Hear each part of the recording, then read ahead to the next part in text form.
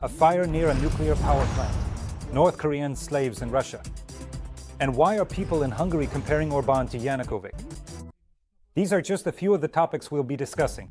Subscribe to our YouTube channel, watch the broadcast, and be sure to comment on what you found most interesting. And here are a few more topics in today's episode. Explosive work. Our guys managed to destroy a tank, 3 IFVs, and 4 buggies, and, take out 38 occupiers. How the workshop operates where Ukrainian drones are assembled, programmed, and prepped for battle. In Alaska, they're already organizing protests, waiting for Putin, but not for Zelensky. All I can say is, I wish you success. Keep fighting. What did Donald Trump say about the upcoming negotiations? And what did he accuse the president of Ukraine of?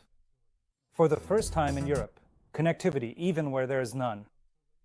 Basically, this turns your smartphone into a Starlink, which allows you to stay connected during blackouts. For example, when there's no connection at all. When will this revolutionary technology launch in Ukraine? And how was it tested? 5 people were injured in the Kherson region. The Russians dropped explosives from drones on them in the regional center and in Osokarivka.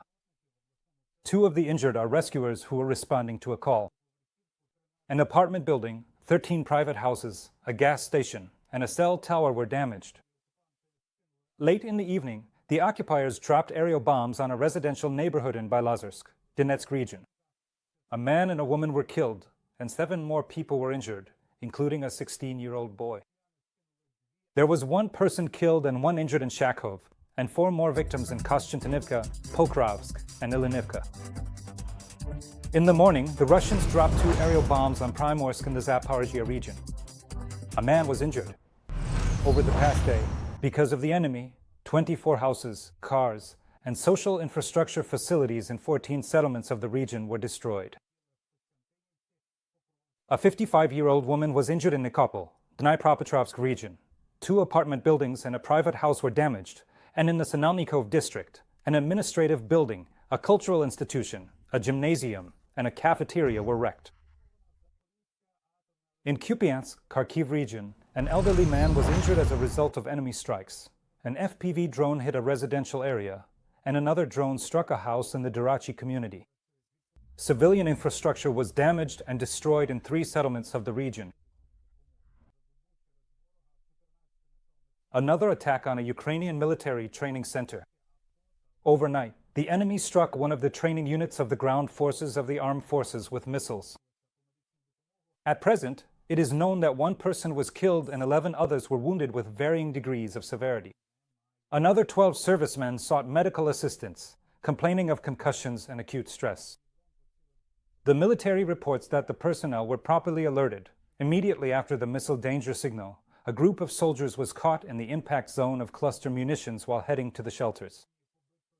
Relevant services are working at the scene, and all necessary medical assistance has been provided to the wounded. The temporarily occupied Zaporizhia nuclear power plant is shrouded in smoke. Today, dry grass and riverside vegetation caught fire on the opposite bank of the former Kakhovka reservoir. There is no threat to the residents of the Nikopol district. Earlier, there were reports that the cargo port of the Zaporizhia nuclear power plant was allegedly on fire, but this information was refuted by the Nikopol district administration. Meanwhile, the mayor of Nikopol reported that radiation levels in the city remain within normal limits. The number of victims from Sunday's attack on Zaporizhia has risen again. Today, a 17-year-old boy required medical assistance. This brings the total number of injured to 24. However, victims of the Russian airstrike have been coming to the city's hospitals for the 3rd day in a row. On August 10th, the enemy attacked the bus station and the medical university clinic. The medical facilities building and equipment were smashed. The bus station suffered the most severe destruction, but despite the significant damage, it remains operational, and buses are running on schedule. The First Corps of the National Guard Azov has been deployed to the most critical sector of the Donetsk front. The Azov fighters themselves reported the reinforcement of defenses in the Pokrovsk area. Pokrovsk, like Myrnhrad, is almost encircled. Kostantinivka is nearby and in a semi-encirclement, while the enemy is advancing toward Kramatorsk and Drushkivka. The enemy is breaking through in several areas of the front at once, as can be clearly seen on the deep state map. Near Dobropilya, in just one day, the enemy army pushed the defensive line back by 10 kilometers. The situation, though difficult, does not involve a breakthrough of the front, as Ukrainian soldiers report. The occupiers are infiltrating with small sabotage groups. Their goal is to disrupt our defense. They are detected in tree lines, abandoned houses, and are precisely destroyed by artillery. Despite this, American analysts note that this is a tactic for seizing territory, which the Russians already used a year ago near Avdiivka. Back then, they rapidly pushed through the front on two flanks at once, so it's likely the enemy wants to repeat this near Dobropilya. The Russians don't want urban combat. They prefer to encircle Pokrovsk.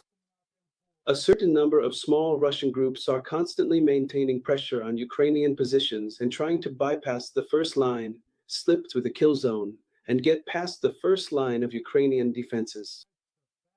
Their presence is recorded, and that's why on maps from open sources it seems like, oh my God, the Russians have advanced thereby. I don't know how much. The last time, I think, it was said to be 12 kilometers into the depth of Ukrainian territory. But it's important to understand that this doesn't mean they've taken control of that territory. What actually happened is that a small group of Russians, about 5 to 10 people, slipped through. And it's absolutely not the way it looks on the map. Despite loud statements about being ready to negotiate, Putin is preparing new offensives on other fronts as well, writes Volodymyr Zelensky. And right now, he is moving troops, in particular reinforcing the Orikhiv and Heliopol directions with equipment. Those are about 30 kilometers from Zaporizhia. Our forces are responding in the Kupiansk direction. Drone operators from the 14th Separate Mechanized Brigade, named after Prince Roman the Great, spotted an enemy tank camouflaged in the forest and destroyed it with a precise strike. Nearby, scouts found a field depot with fuel and lubricants, which was also destroyed by strike drones from the Sapsan Unmanned Systems Battalion, according to the Dnipro Strategic Group of Forces. At the same time, Ukrainians are urged to distinguish lies from reality, as the Russians are trying to exploit the current situation in the information war and spread narratives about the alleged surrender of Ukrainian territories. Currently, the defense forces are doing everything possible, and often the impossible, to destroy the Russians. And the results of this destruction are visible every day, the Center for Countering Disinformation emphasizes. SBU drones have once again reached Russia's Tatarstan and struck a storage terminal for Shahids. The logistics hub, where ready-to-use drones as well as foreign components for them are stored, is located in the Russian settlement of Gelil. That's 1,300 kilometers from Ukraine. Video filmed by local residents confirms that the SBU drones hit their target. 3 days ago, long-range drones from the security service had already attacked this enemy military facility. Oh, there it goes. Enough already. It was also loud last night in Orenburg. HER drones struck a helium production plant located in the city. This is the only helium producer in all of Russia and the largest in Europe. Helium is used in the aerospace industry and also for enemy missiles. This is a critically important element for the Russian defense industry, as it supplies fuel to missile engines. There were also fires in the Stavropol region. Locals are posting numerous videos of explosions on social media. Another Russian defense industry enterprise was on fire, the Monocrystal plant, which is one of the main producers of sapphire. Sapphire is used in optical and laser systems for military devices. Due to a drone attack, the carpet plan was announced at the airports of Samara, Ulyanovsk, and Kazan. It's still burning. Everything over there is on fire. Painful strikes by Ukrainian drones on enemy oil refineries are forcing Russia to gather oil industry workers for an emergency meeting. On Thursday, the government of the Russian Federation plans to discuss the surge in fuel market prices with the largest oil companies. Since the beginning of the year, they have jumped by as much as 50%, and over the past 5 days, Fuel prices have hit a record high and have already significantly exceeded the inflation rate. So everyone is feeling the hit in their wallets. According to Russian officials, this critical situation happened because of, and I quote, incidents at all refineries that Ukraine regularly arranges for the Russians. The date of the joint Russian and Belarusian military exercises has been announced. They will take place from September 12th to 16th under the name Zapad 2025. The purpose of the exercises, as stated by the occupiers, is to test the ability of the two countries to guarantee the security of the so-called Union State, and also to repel possible aggression.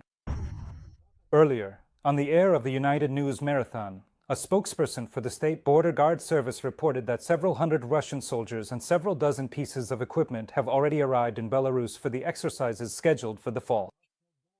At present, they do not pose a military threat to Ukraine, the agency emphasized. There is no observed buildup of a large number of troops for a possible offensive. At the same time, intelligence units of the Ministry of Defense and the State Border Guard Service, together with their foreign counterparts, are constantly monitoring the possible further arrival of Russian units on the territory of Belarus. Our military does not rule out provocations from the Russians during these exercises.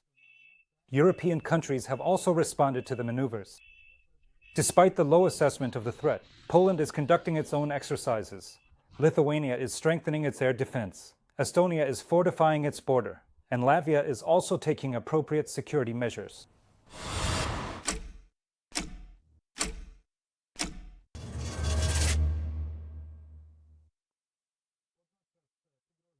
Ukraine has the inalienable right to choose its own destiny. Before the Trump-Putin summit, European Union leaders adopted a joint statement in support of Ukraine. The document was signed by 26 member countries, with the exception of Hungary. The politicians welcomed Donald Trump's efforts aimed at ending the war and Russia's aggression against Ukraine. At the same time, EU leaders emphasized that international borders must not be changed by force, and that the people of Ukraine should have the freedom to determine their own future. Brussels is convinced that meaningful negotiations can only take place if there is a ceasefire or a reduction in hostilities. And they promise to continue providing political, financial, military, and humanitarian support to Kyiv. The EU High Representative for Foreign Affairs, Kaja Kallas, also believes that as long as Moscow has not agreed to a complete and unconditional ceasefire, there is no point in even discussing any concessions. She explained her position by saying, "This has never worked with Russia in the past, and it won't work with Putin today." In addition, the diplomat announced preparations for the 19th package of sanctions. Separately from the European Union, the Prime Ministers of Canada and the United Kingdom also shared their views. Keir Starmer and Mark Carney warned against imposing a peace agreement on Ukraine. Both leaders agreed that they would continue to work closely with President Trump and President Zelensky in the coming days. 3 days remain until the meeting between Trump and Putin. The President of the United States made a slip of the tongue twice the day before, saying that he was going to Russia on Friday. The White House quickly clarified he made a mistake. The meeting will take place as planned in Alaska. Zelensky will not be there, Trump made clear. A trilateral meeting may happen later, but for now, he will test Putin himself. In fact, TSN's correspondent in the United States, Olko Koshelenko, has more details. I'm going to Russia. Such a telling slip of the tongue came from Donald Trump, who relentlessly criticizes his predecessor Joe Biden for similar mistakes. I'm going to meet with Putin. I'm going to Russia on Friday. No, the meeting, as previously announced, will take place in Alaska. And Trump made it absolutely clear he is not inviting either Zelensky or the leaders of the European Union. He says he wants to figure out everything about Putin himself and will determine his intentions within the first 2 minutes of their conversation. Although it's well known that it's actually Putin who doesn't want to meet with either Zelensky or the European leaders. But the President of the United States promises later he will arrange a meeting between Zelensky and Putin, either with his participation or without. And immediately after the talks on Friday, he will hold consultations with both the Europeans and Zelensky. I will meet with President Putin and we'll see what's on his mind. And if it's a fair deal, I will tell the leaders of the European Union, the leaders of NATO, and also President Zelensky about it. I think, out of respect, I'll call him first and then them. And I might say, good luck. Keep on fighting. Well, I might say that we can reach a deal. Trump keeps insisting that he envisions some kind of territorial swap where certain territories should be returned to Ukraine, but others will have to be given up. There are two things here. First, not a single source among the negotiators gives even a hint that Putin is planning to give up any occupied Ukrainian land. On the contrary, he wants Ukraine to hand over the entire Donbass to him without a fight. Second, Zelensky refused to make any territorial concessions to the occupier, arguing not just on emotional grounds, but citing the Constitution, which does not allow for such trade-offs. And this really annoys Trump. I was a bit taken aback when Zelensky said, well, I need to get constitutional approval. So he has approval to go to war, to kill everyone, but he needs permission to exchange territories, because there will be some kind of territorial swap. I know this from Russia and from conversations with everyone for the good of Ukraine. There are good things, not bad, but also things that are bad for both sides. Assessing the chances of how productive his meeting with Putin would be, Trump concluded, I think it will be good, but it could be bad. From Washington, United States, Ol Koshelenko, Maxim Shinkarenko, TSN 1+1.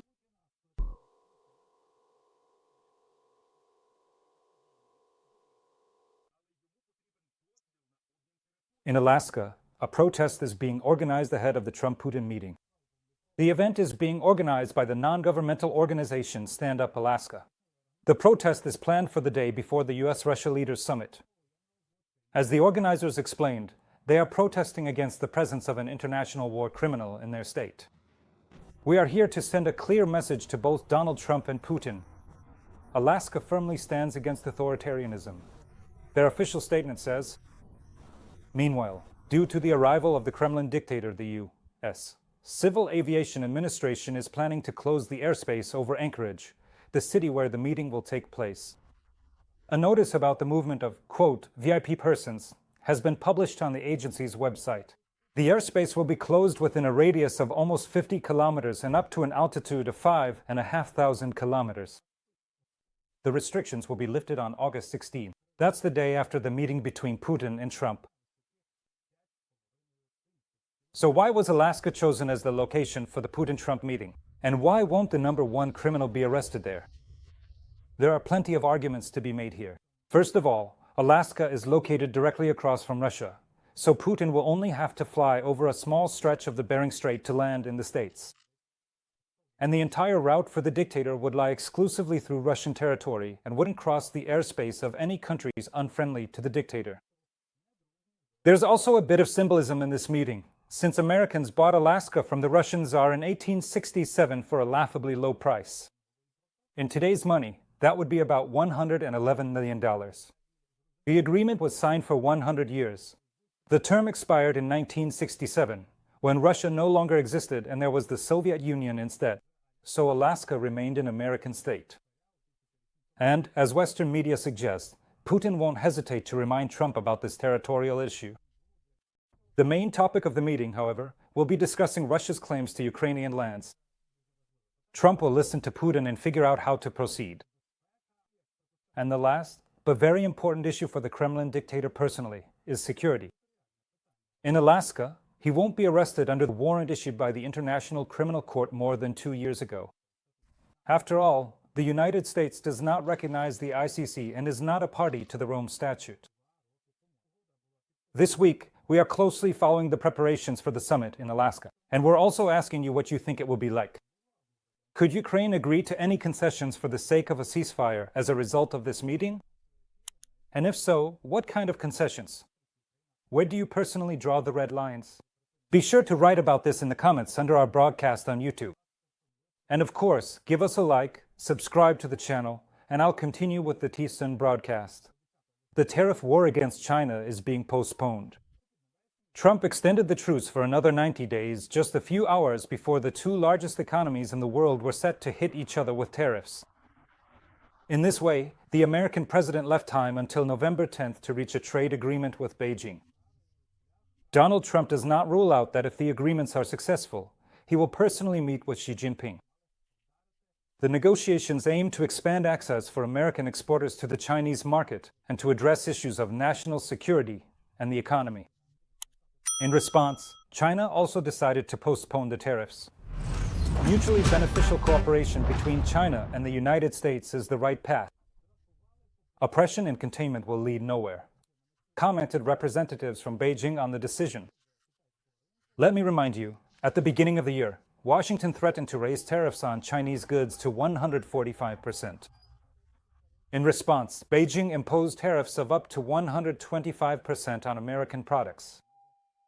Tensions between the countries peaked in April, after which trade between the US and China nearly came to a halt. Already in May, after the first round of negotiations, the parties agreed to partially lift the restrictions. As a result, Chinese goods imported into the US are now subject to an additional 30% tax, while American goods face a 10% tariff when entering China. The predecessors were irritating. Donald Trump ordered the portraits of former US presidents to be removed from the main foyer of the White House. CNN learned about this. Barack Obama, as well as George Bush Sr. and Jr., fell out of favor. Their portraits were moved to an area inaccessible to visitors. Even most employees don't have access to that area. And this isn't the first time Obama's portrait has been relocated. In April, it was replaced with a painting of Trump, depicting him during the assassination attempt in Pennsylvania. This very decision goes against the current White House protocol, which states that the portraits of recent presidents should be on display so they can be admired during official events and tours. CNN does not rule out that Trump decided to remove Obama's portrait from public view after tensions between the politicians escalated. Recently, Trump accused Obama and members of his administration of treason during the 2016 election. Obama's office called these accusations an attempt to distract attention.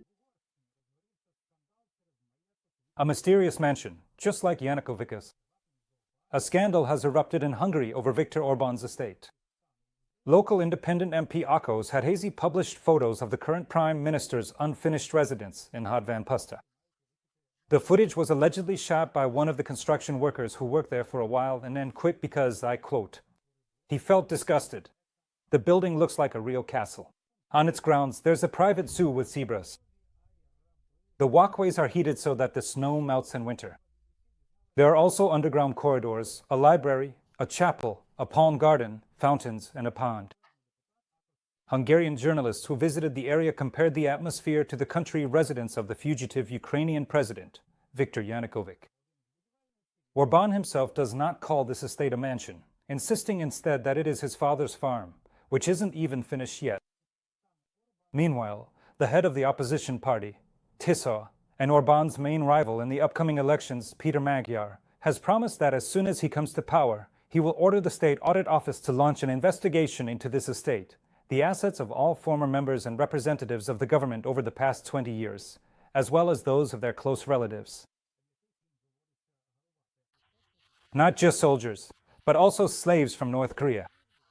The BBC's British service has learned that Russia is using tens of thousands of North Koreans for forced labor. Journalists spoke with several escapees from such jobs, and they described the conditions they are forced to endure. According to various estimates, Kim Jong-un decided to lend the Kremlin about 50,000 North Koreans to fill the labor shortage that arose amid the invasion of Ukraine. They are being brought in particular, to work at garment factories, to help restore the Kursk region after the fighting, but mostly for construction of high-rise buildings. Witnesses admit that they have to work in terrible conditions, 18 hours a day, even in the dark, with only 2 days off a year. And all of this is under the control of North Korean Secret Service agents, who forbid them from talking about anything or even looking around. The North Koreans sleep in dirty, overcrowded shipping containers full of insects, or on the floors of unfinished apartment buildings, covering the doorways with tarps just to get a little protection from the cold. and if someone tries to escape and gets caught, they are then beaten. In the past, tens of thousands of North Koreans worked in Russia, bringing in millions of dollars a year for North Korean leader Kim Jong-un and his regime. However, since 2019, their labor has been banned worldwide at the UN level. To get around this ban, Moscow issues them student visas. Representatives of South Korean intelligence do not rule out that in the future such workers could be brought to the occupied territories of Ukraine as well.